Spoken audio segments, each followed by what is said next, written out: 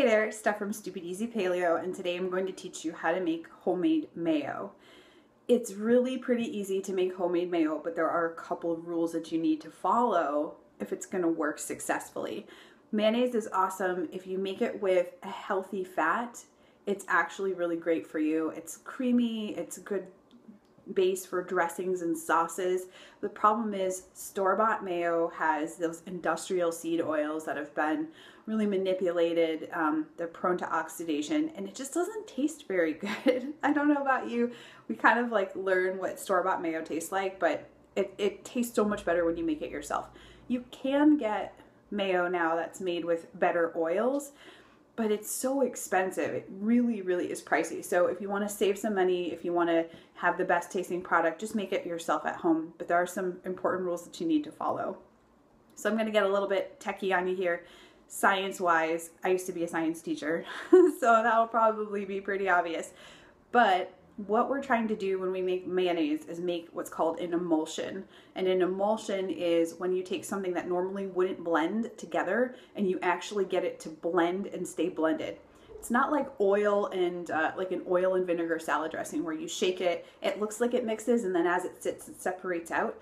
In an emulsion, we're trying to actually defy chemistry a little bit and get those opposite liquids to actually stay together in a mixture.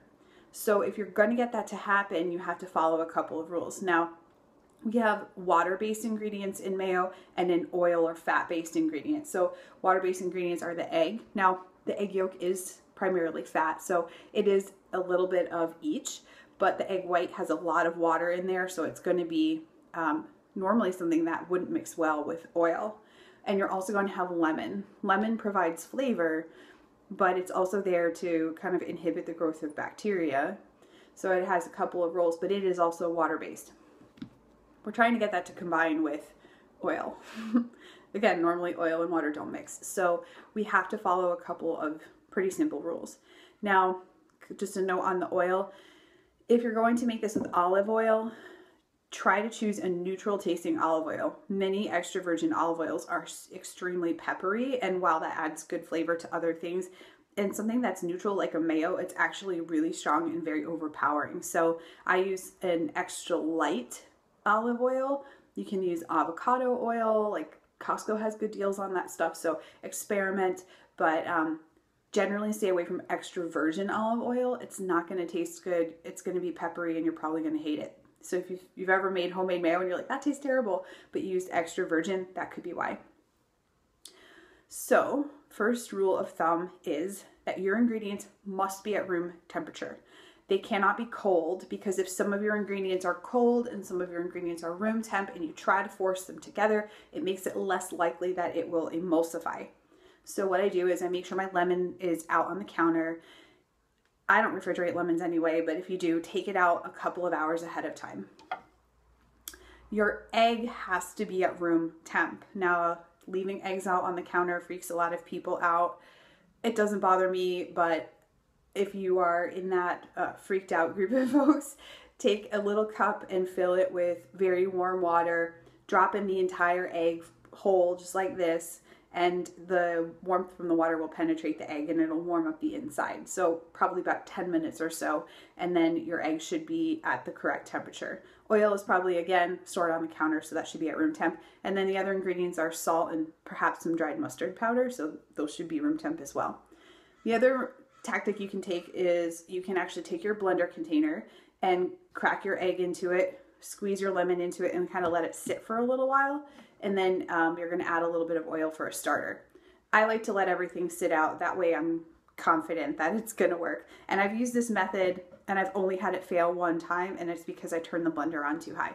So make sure everything is at room temperature. It's less likely that your emulsion's going to break and you're going to end up with something that looks like egg soup. It looks so, it's just watery and not good. So we want it to incorporate and emulsify and get thick and creamy. Now, when it comes to the blender, there are a couple of rules to follow here. You have to pour the oil slowly enough where you're going to trick the ingredients into combining. If you pour the oil too fast, they're gonna reject each other chemically, and you're gonna end up with, again, egg soup. It's gonna be broken and it's not gonna be thick. If you pour it too slowly, so some people think, well, I need to pour really slow. And that's okay. Like, pouring slowly is all right. But if you pour it too slowly, you're actually going to cause the contents of the blender to get warm or hot, because the blender blade creates friction. So if you've ever poured it like super slow and then your emulsion broke anyway, it's because your ingredients heated up too much. So it's like Goldilocks. It has to be just right. So what I do is I take my egg, my lemon juice, a quarter cup of the oil, and you'll see all this in the instructions, the salt, and if you decide to put a little bit of mustard powder, you'll put that in there as well. You're gonna blend that on low for 15 or 20 seconds just to get everything kind of groovy and working, and then you're gonna start pouring in your pre-measured oil. Now, at that point, I turn the blender up to about medium. I don't turn it on high. Again, we don't wanna spin those blades too fast and heat up the contents. So I turn it to medium and I'm still pouring. And then when I hear the sound of the blender changes, and you'll see that in the second part, that's when you turn it off. You might not have used all the oil. That's okay. You can just pour the rest back in the bottle. So and I'm using a Vitamix. So if you're using a Vitamix, if you're using a Blendtec, a Ninja, like those high powered blenders, go to medium. Don't go to high. So that's key. Also, if you're using a regular blender, just like a Black & Decker or Oster or one of those other kind of regular blenders, KitchenAid, find the lowest speed that you possibly can. They're all generally very high, but do the lowest speed that you possibly can, and then see how things go. I've never made it in a regular blender. You can also make it in a food processor, which only has one speed. So, you know, experiment around, do what you can, but follow those rules, room temp and not too fast. And I can't like guarantee 100%, but I can promise you that you're going to be more likely to be successful.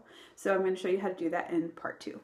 Okay, so just to review, in the blender we have the egg at room temperature, the lemon juice at room temperature, salt, maybe a little bit of dried mustard powder, and a quarter of a cup of extra light tasting olive oil to start.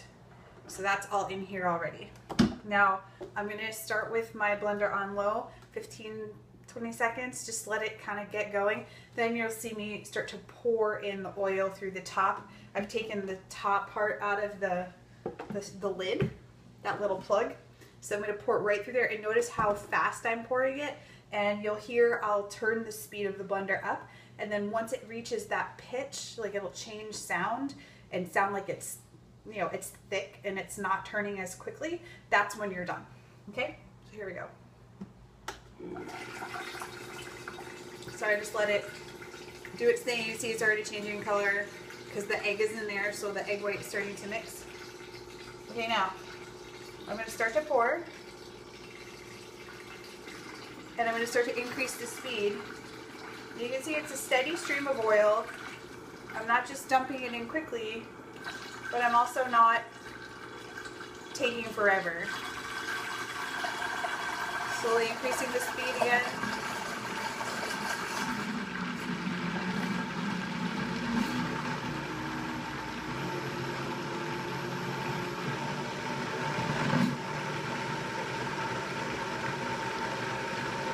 Now about medium.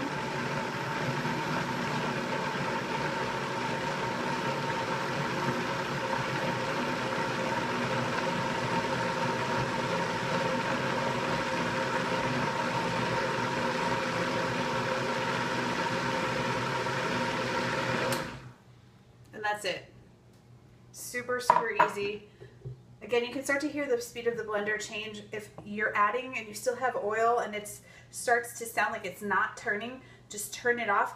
It honestly depends on like the day. Sometimes it takes more oil than others.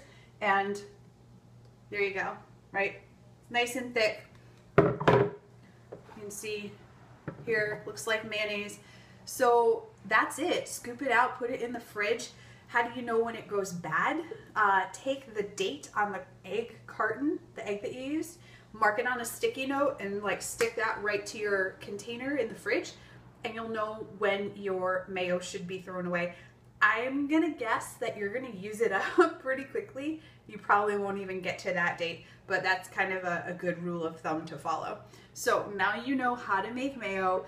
I want you to go home, well, you should be at home, but I want you to get the ingredients and I want you to try it and see what happens. There are tons of recipes on stupideasypaleo.com that use mayonnaise as a base.